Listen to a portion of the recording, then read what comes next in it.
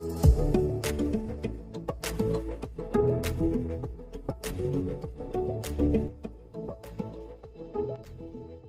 Everyone, this is Manisha Chauhan and welcome to unfold biology. आज के इस वीडियो में हम बात करेंगे कि अगर आप यूजीसी नेट के एग्ज़ाम का तैयारी करना चाहते हो फॉर ईवीएस तो आप कैसे कर सकते हो इन 17 days. Actually I am MSc zoology student. जो लोग फॉलो करते हैं इस चैनल को उनको पता होगा, I am a zoology student and मेरी मास्टर्स ज़ूलॉजी में हुई है। For now I am doing PhD from IIT Delhi. But मैं ज़ूलॉजी बैकग्राउंड से ही हूँ, मेरी बीएससी एमएससी दोनों ज़ूलॉजी में हुई है and I gave UGC NET का ईवीएस का exam as a backup plan.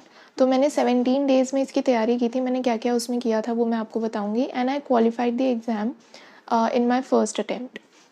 तो इसी के बारे में आज हम डिस्कस करेंगे कि अगर आपको 17 डेज़ के अंदर ये एग्ज़ाम क्वालिफाई करना है तो आप कैसे कर सकते हो, ठीक है। But before that I want to tell you about my blog. ये ब्लॉग का एड्रेस है unfoldbiology.blogspot.com। आप यहाँ पे जाके इसको खोल सकते हैं। इसके अंदर मैंने ऑलरेडी काफ़ी सारे ब्लॉग्स ऐड कर दिए जो आपके काम के हो सकते हैं। उसमें से एक ये है, अगर आप रीड करना चाहते हो तो आप इसको रीड भी कर सकते हो एंड अगर आप फॉलो करना चाहते हो तो आप यहाँ से फॉलो कर सकते हो। इसमें मैं अपने नोट्स वगैरह भी ऐड करूँगी। यहाँ पर जैसे आप देख रहे हो एमएससी एंट्रेंसेस का एक टैब है, एक CSIR नेट का लाइफ साइंसेस का है, यहाँ पर एक यूजीसी का भी I will add one tab and उसके अंदर जितने भी मेरे नोट्स हैं जो मैंने बनाए थे फॉर दिस एग्जामिनेशन वो सब मैं ऐड कर दूँगी so that you will have some kind of aid for examination preparation. So now let us move forward. So ये उसी का एक स्क्रीनशॉट है। अगर आपको और ब्लॉग्स वगैरह देखने हैं तो आप देख सकते हो एंड फॉलो आप यहाँ से कर सकते हो। This follow button you will get on every page. आप यहाँ से फॉलो करोगे तो it will ask you whether you want to follow और नॉट। वो कंफर्म मांगेगा, आप कंफर्म कर देना, then you will be in the followers list. Now let us talk about this examination. उससे पहले मेरे बारे में आपको जानना ज़रूरी है, what am I doing right now and what was my like MSc and BSc subject. So MSc and BSc में जैसे कि मैंने बताया, मैंने ज़ूलॉजी में एमएससी एंड बीएससी की है एंड मेरी पीएचडी चल रही है from IIT Delhi in biophysics. And मेरा कोई भी ईवीएस का एज सच बैकग्राउंड नहीं रहा है कि मैंने ईवीएस में कोई सब्जेक्ट किया। मेरी बैचलर्स मेरी मास्टर्स दोनों ही ज़ूलॉजी में है, तो मैं ईवीएस बैकग्राउंड की नहीं हूँ। एंड ये ज़ूलॉजी के स्टूडेंट्स जो होते हैं वो एप्लीकेबल होते हैं इस एग्ज़ाम को देने के लिए, आप दे सकते हो, ठीक है। एंड ये एग्ज़ाम मेरा सिर्फ एक बैकअप था। मेरा मेन टारगेट CSIR का JRF था लाइफ साइंसेस के सब्जेक्ट में। ये सिर्फ एक बैकअप था कि इन केस मेरा CSIR ना होता है, नहीं होता है, तो फिर मेरे पास UGC का ऑप्शन होगा इन केस ये हो जाता है। And then I qualified for LS of EVS।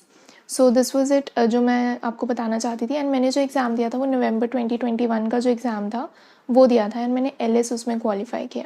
तो हम इसी के बारे में डिस्कस करेंगे। एंड जो EVS बैकग्राउंड के स्टूडेंट्स हैं उनके लिए ये वीडियो इसलिए हेल्पफुल रहेगी बिकॉज अगर एक ज़ूलॉजी की स्टूडेंट 17 डेज़ में, सिर्फ 17 डेज़ में इस एग्ज़ाम को प्रिपेयर कर सकती है एंड एग्ज़ाम में LS क्वालिफाई कर सकती है, एंड मेरा बहुत ही मार्जिन से JRF रह गया था, तो अगर मैं इसको LS को क्वालिफाई कर सकती हूँ इन 17 डेज़ तो आप लोग भी कर सकते हो। तो अगर आपको ये शॉर्टकट, मतलब शॉर्टकट तो नहीं बट ये एक तरीका अपना टाइम बचाने का पता चल जाता है तो it will be beneficial for you. तो इसको देखते हैं हम। सबसे पहले तो मैंने कौन सी बुक्स रेफ़र की थी, तो मैंने कोई भी बुक रेफ़र नहीं की थी। मैंने बुक से पढ़ाई नहीं की थी क्योंकि इतनी जल्दी बुक से अगर मैं पढ़ने बैठती तो इतनी जल्दी तो नहीं हो पाता। तो मैंने बुक से ना पढ़ के मैंने वीडियोज़ से पढ़ा था। कौन सी वीडियोज़ थी, मैंने क्यों इन वीडियोज़ को ही रेफ़र किया, एक्सेट्रा वो मैं आपको वीडियो के एंड में बताऊँगी, उसके बारे में हम डिस्कस करेंगे। बट उससे पहले और चीज़ें डिस्कस कर लेते हैं, जैसे कि मैंने कौन सी यूनिट्स को टारगेट किया था। तो हमारे पास जो सिलेबस है मैंने वो पूरा का पूरा सिलेबस ना टारगेट करके कुछ फ़िल्टर की थी यूनिट्स जो मुझे ऐसा लगा कि मैं कर सकती हूँ। बीइंग अ ज़ूलॉजी स्टूडेंट कुछ ऐसी यूनिट्स थी जो मुझे समझ में आ सकती थी आराम से, तो मैंने उन्हीं पे फोकस किया एंड उनके रिलेटेड जितने भी क्वेश्चंस हैं वो सब भी सॉल्व किए। तो वो कौन से यूनिट्स थे वो देख लेते हैं। तो वो ये सारी यूनिट्स थी। देखो 10 यूनिट्स हैं एज़ पर सिलेबस, बट मैंने जो यूनिट्स रेफ़र की थी वो कौन सी थी, first unit, third unit, fourth, sixth, seventh, eighth and ninth. So basically मैंने एनवायरमेंटल साइंसेस का जो फंडामेंटल्स वाली यूनिट है वो की थी। इसमें से जो न्यूमेरिकल्स आते हैं वो बहुत ज़्यादा आते हैं, तो इसको स्किप करने का कोई मतलब नहीं बनता था, तो ये मैंने की थी।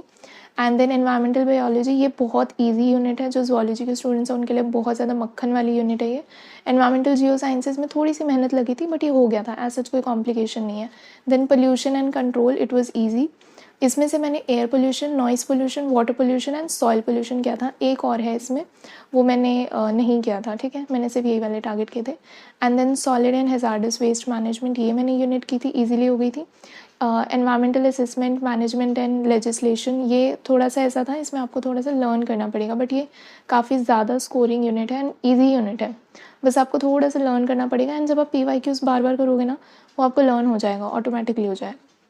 देन मैंने स्टैट्स का एकदम बेसिक वाला पार्ट किया था। कहाँ से किया था, कैसे किया था, वो भी हम डिस्कस करेंगे, बट ये वाली यूनिट्स मैंने टारगेट की थी। एंड ऐसा नहीं है कि अगर मैंने यूनिट 1 पकड़ी है तो मैं यूनिट 1 को 100% करके गई हूँ। नहीं, इसमें से मैंने वो टॉपिक्स किए थे जो ज़्यादातर पूछे जाते हैं, एंड वो टॉपिक्स किए थे जो एज अ ज़ूलॉजी स्टूडेंट मुझे समझ में आ रहे हैं एंड मुझसे हो सकते हैं, ठीक है। इसमें न्यूमेरिकल पार्ट बहुत ज़्यादा है, बट वो डायरेक्ट फॉर्मूला वाला है। अगर आपको फॉर्मूला पता है ना, तो आप वो न्यूमेरिकल आराम से सॉल्व कर सकते हो। ऐसे क्वेश्चन आते हैं, बहुत ही ईजी क्वेश्चन, ठीक है। आगे देखते हैं। सो PYQs की अगर हम बात करें तो मैंने बहुत ज़्यादा PYQs नहीं किए थे। मैंने किए थे, ऑफ कोर्स किए थे, करने ज़रूरी भी हैं, बट मैंने सिर्फ 3 साल के किए थे क्योंकि टाइम नहीं था। एग्ज़ाम आने वाला था एंड उससे 1 हफ़्ते पहले नोटिस आया था, डेट मिली थी, एंड उससे पहले मेरी तैयारी चल रही थी। तो मेरे पास कुल 17 डेज़ ही थे। ये मेरी मजबूरी थी कि मुझे इतने ही दिनों में करना है, बट मैंने कर लिया था। एंड LS मेरा क्वालिफाई हुआ है, तो थोड़ी सी और मेहनत करोगे आपका JRF भी हो जाएगा। एंड मेरा बिल्कुल मार्जिन से रह गया था JRF, ठीक है। सो इतने दिन में हो सकती है तैयारी। सो सिर्फ 3 साल के मैंने पेपर सॉल्व किए थे। उसमें जितने भी क्वेश्चन थे वो सारे प्रैक्टिस किए थे। और इसके अलावा PYQs से रिलेटेड मैं एक और चीज़ डिस्कस करूँगी जब मैं वीडियोज़ का आपको बताऊँगी, ठीक है। 3 साल के जो पेपर्स मैं आपको बता रही हूँ, इसका ये मतलब है कि मैंने पूरे के पूरे प्रॉपर पेपर सॉल्व किए थे। A सेक्शन, B सेक्शन, अलग अलग सेक्शन होता है ना, वो बैठ के सॉल्व किए थे एंड अपना स्कोर चेक किया था। उस वे से मैं बता रही हूँ। एक तरीके से ये मेरा मॉक की तरह एक्ट कर रहा था, ये 3 पेपर्स, ठीक है। बाकी PYQs मैंने और भी तरीके से किए थे, वो मैं बताती हूँ लास्ट में। देन द क्वेश्चन इज़ कि क्या क्वेश्चंस रिपीट होते हैं, तो नहीं, क्वेश्चंस रिपीट नहीं होते। एग्जैक्ट क्वेश्चंस आपको नहीं मिलेंगे। मतलब हो सकता है कि पहले कभी रिपीट हुए हों, बट जो मैंने एग्ज़ाम दिया था उसमें एग्जैक्ट क्वेश्चंस रिपीट नहीं हो रहे थे। सो एग्जैक्ट तो नहीं होंगे, हाँ कॉन्सेप्ट रिपीटेड था। जो न्यूमेरिकल्स थे ना, उनकी अच्छी बात यह है कि देखो फॉर्मूला वही रहने वाला है और उनको न्यूमेरिकल पूछना है उससे, तो वो क्या करते हैं, वो क्वेश्चन का एक फ्रेमवर्क चेंज कर देते हैं, बट अप्रोच तो वही रहती है ना, सिमिलर अप्रोच रहती है।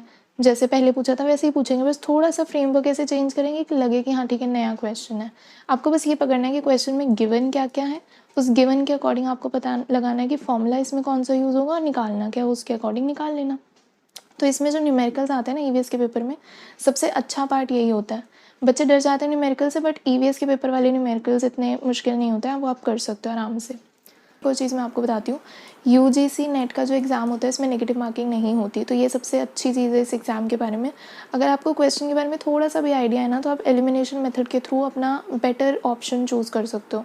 आपको कोई डर नहीं है नेगेटिव मार्किंग का। तो उस हिसाब से जो असर्शन रीजनिंग वाले जो क्वेश्चन होते हैं, उनमें भी आप अपने अकॉर्डिंग एक एजुकेटेड गेस लगा के आ सकते हो, उसके अकॉर्डिंग आपके नंबर आ जाएंगे।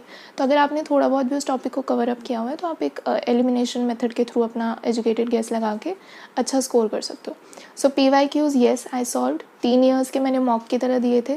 क्वेश्चंस रिपीट नहीं होते हैं, न्यूमेरिकल्स में अप्रोच रिपीट होती है, एंड जो बाकी क्वेश्चंस हैं उनमें कॉन्सेप्ट रिपीट होता है। तो अगर आप पढ़ के गए हो तो आपका हो जाएगा। Then let us talk about the study material. जो मैंने कहा था कि मैं वीडियोज़ रेफ़र करती थी, वो वीडियोज़ किसकी थी, अनअकैडमी की एक एजुकेटर हैं ज्योति बाला मैम, उनके मैंने वीडियोज़ रेफ़र किए थे। मैं अनअकैडमी में फ्री क्लासेस जो होती हैं, फ्री सेशंस, जिनको नहीं पता उनको मैं बता देती हूँ। अनअकैडमी पे जो एजुकेटर्स होते हैं उनको एक ऑप्शन होता है कि वो फ्री क्लासेस भी ले सकते हैं, मतलब उन्हें कुछ टारगेट होता है उनका फ्री क्लासेस का। तो मैम ने, ज्योति बाला मैम ने, एग्ज़ाम से कुछ दिन पहले ही, जब मैं तैयारी कर रही थी तब तक तो काफ़ी ज़्यादा उन्होंने रिविज़न करा दी थी, उनकी चल रही थी रिविज़न सीरीज़।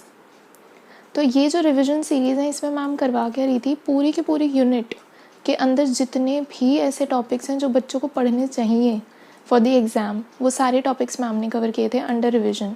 एंड एक एक दिन में एक एक यूनिट मैम करवा रहे थे। एंड आई थिंक ज़्यादा लंबे भी वीडियोज़ नहीं थे, 1-1.5 घंटे के अंदर एक एक यूनिट हो रही थी।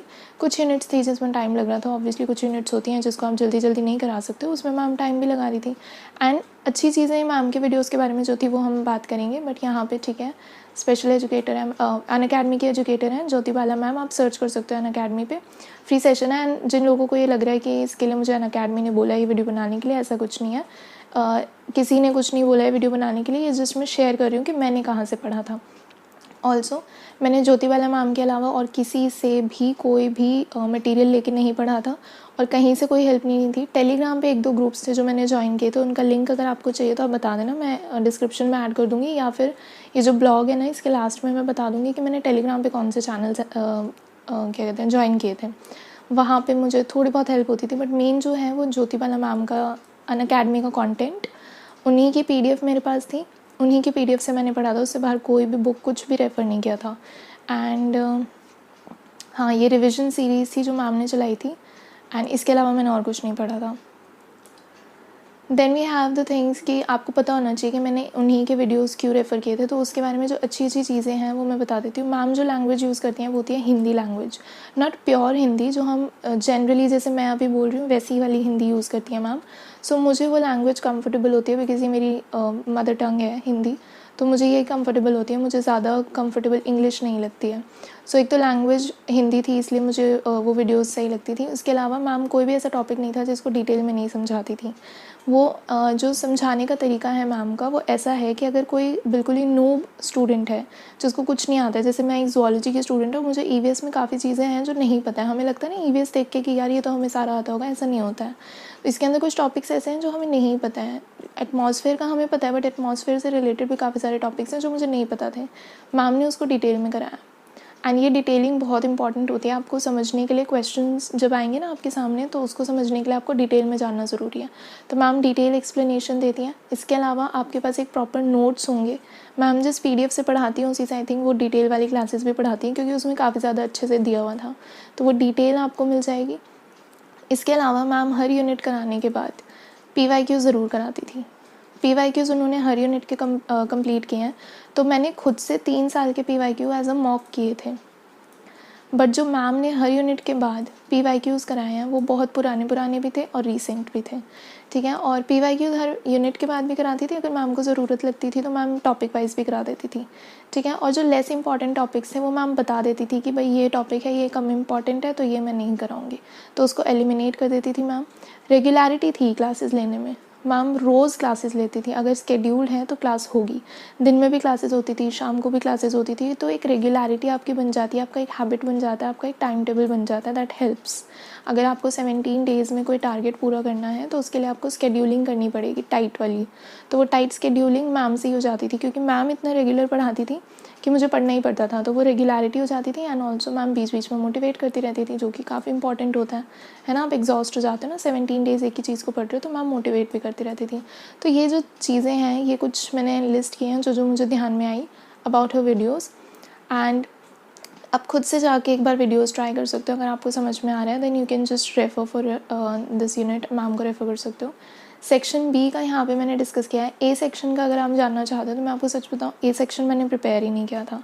एग्ज़ाम से 1-2 दिन पहले मुझे रियलाइज़ हुआ कि ए सेक्शन रह गया है, तो मैंने क्या किया था, मैंने यूट्यूब पे मुझे नाम नहीं याद आ रहा है उन सर का, शायद तलवीर सर थे वो हैं, मतलब उनसे मैंने पढ़ा था। मुझे एग्जैक्टली नाम याद नहीं है बट शायद यही नाम है उनका। तो ए सेक्शन मैंने बस 1-1.5 दिन पढ़ा था, उससे ज़्यादा नहीं, तो कुछ ही टॉपिक्स में करके गई थी। बाकी इसमें कॉम्प्रिहेंशन वगैरह आता है, उसके थ्रू आई स्कोर्ड वेल।